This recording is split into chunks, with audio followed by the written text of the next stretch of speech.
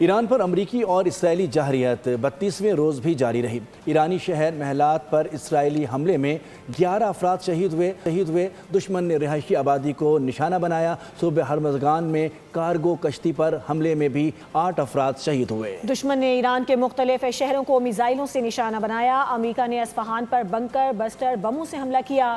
Trump نے تباہی کی ویڈیو شیئر کر دی۔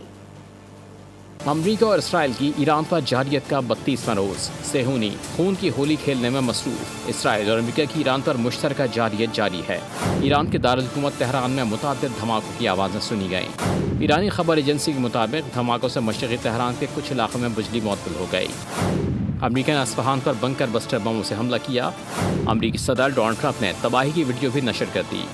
امریکی حکام کا کہنا ہے کہ امریکی فوج نے اصفہان میں 2000 پاؤنڈ وزنی بنکر بسٹر بموں سے بڑے اسلحہ گوداموں کو بھی نشانہ بنایا۔